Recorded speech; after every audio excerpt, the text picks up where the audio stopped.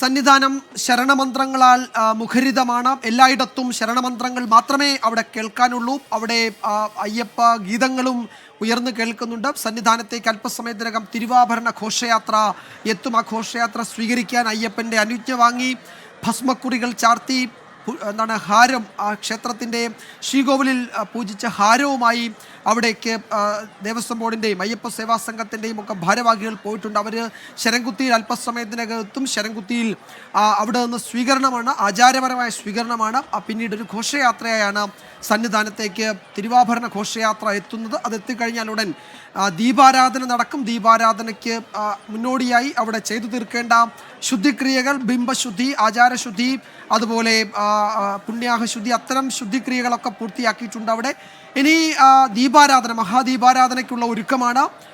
അതിനുള്ള ക്രമീകരണം അവിടെ ഏർപ്പെടുത്തിയിട്ടുണ്ട്. നമുക്ക് ഒരിക്കൽ കൂടി സന്നിധാനത്തേക്ക് പോകാം. അവിടെ രാഹുൽ സുരേഷാണ് ഏറ്റവും ഒടുവിൽ വിവരങ്ങളുമായി ചേരുന്നത്. രാഹുൽ, ദീപാരാധനയ്ക്കുള്ള ഒരുക്കങ്ങൾ തുടങ്ങിയിട്ടുണ്ടോ?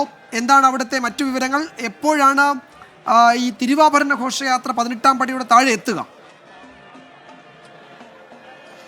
വിജയകുമാർ, ശബരിമല സന്നിധാനം കൂടുതൽ ഭക്തിസാന്ദ്രമായ നിമിഷങ്ങളിലേക്ക് എത്തിക്കൊണ്ടിരിക്കുകയാണ്. വിജയകുമാർ സൂചിപ്പിച്ച പോലെ തന്നെ എവിടെയും ശരണമന്ത്രങ്ങളാണ്, അയ്യപ്പൻ്റെ സ്തുതിഗീതങ്ങളാണ്, ഭജനകളാണ്, ശരണമന്ത്രങ്ങളാണ്. എവിടെയും ക്ഷേത്ര തിരുമുറ്റം തീർത്ഥാടകരാൽ നിറഞ്ഞുകൊണ്ടിരിക്കുകയാണ്. ദൃശ്യങ്ങളിൽ കാണുന്ന പോലെ തന്നെ ഫ്ലൈ ഓവറൊക്കെ നിറഞ്ഞു കവിഞ്ഞ് തീർത്ഥാടകർ നിൽക്കുന്നു. ക്ഷേത്ര സന്നിധാനത്തെ ഓരോ ഇടങ്ങളും നിറഞ്ഞു കവിഞ്ഞ് തീർത്ഥാടകർ നിൽക്കുകയാണ്. കുറേയധികം, അതായത് ക്ഷേത്ര സന്നിധാനത്ത് തന്നെ കുറേയധികം സ്ഥലങ്ങളുണ്ട്. അതായത് ഈ മകരവിളക്ക് കാണാൻ കഴിയുന്ന കുറേയധികം സ്ഥലങ്ങളുണ്ട്. അതിൽ പ്രധാനപ്പെട്ട സ്ഥലങ്ങൾ ഞാനൊന്ന് പറഞ്ഞു പോകാം. സന്നിധാനത്ത് മാത്രം 9 വ്യൂ പോയിന്റുകളാണ് ഉള്ളത്. പാണ്ടിത്താവളം, ദർശന കോംപ്ലക്സിൻ്റെ പരിസരം, അന്നദാന മണ്ഡപത്തിൻ്റെ മുൻവശം, തിരുമുറ്റത്തിൻ്റെ തെക്കുഭാഗം, ആഴിയുടെ പരിസരം, കൊപ്രാക്കളം, ജ്യോതിനഗർ, ഫോറസ്റ്റ് ഓഫീസിൻ്റെ മുൻവശം, വാട്ടർ അതോറിറ്റി ഓഫീസിൻ്റെ പരിസരം, ഇങ്ങനെ 9 വ്യൂ പോയിന്റുകളാണ് ശബരിമല സന്നിധാനത്ത് മാത്രമുള്ളത്. ഇവിടെയെല്ലാം തീർത്ഥാടകരാൽ നിറഞ്ഞിരിക്കുന്നു. ഇനി ഏതാനും നിമിഷങ്ങൾ മാത്രമാണ് തിരുവാഭരണ ഘോഷയാത്ര തിരുസന്നിധിയിലേക്ക് എത്താനായി ബാക്കിയുള്ളത്. ദീപാരാധനയ്ക്ക് വേണ്ട എല്ലാ ഒരുക്കങ്ങളും പൂർത്തിയായി കഴിഞ്ഞിരിക്കുന്നു.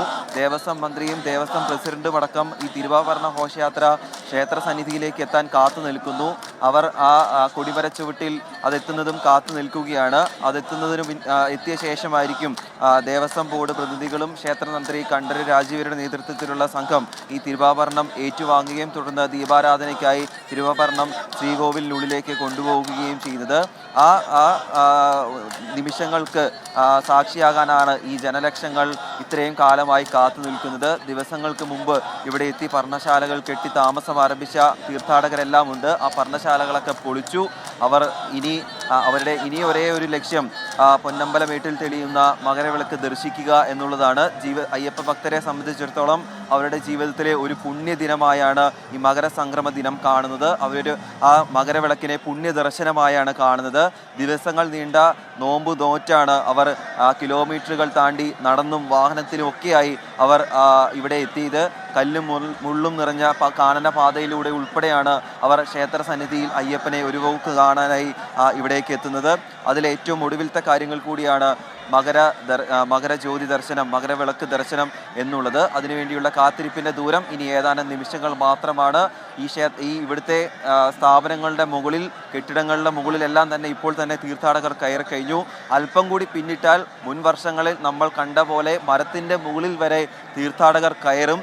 അവരുടെ ലക്ഷ്യം ഒന്ന് മാത്രമാണ്, അത് മകരവിളക്ക് ദർശിക്കുക എന്നുള്ളത് മാത്രമാണ്. കൂടുതൽ ഭക്തിസാന്ദ്രമായ നിമിഷങ്ങളിലൂടെയാണ് ശബരിമല സന്നിധാനം. നമ്മൾ ദൃശ്യങ്ങളിൽ കാണുന്നത് സന്നിധാനത്തു നിന്നുള്ള വിദൂര കാഴ്ചകൾ. അവിടെ ദൂരെ പൊന്നമ്പലമേട് കാണാം. ഇവിടെയാണ് മകരവിളക്ക്, അവിടെ ദീപാരാധന നടക്കാൻ പോകുന്ന അയ്യപ്പൻ്റെ ശബരിമലയുടെ മൂലസ്ഥാനമെന്ന് പറയാവുന്ന പൊന്നമ്പലമേടിൻ്റെ വിദൂര ദൃശ്യങ്ങളാണ് നമ്മൾ കണ്ടത്. പൊന്നമ്പലമേട്ടിൽ ദീപാരാധന, സന്നിധാനത്തെ ദീപാരാധനയ്ക്ക് ശേഷം പൊന്നമ്പലമേട്ടിൽ ദീപാരാധന നടക്കും.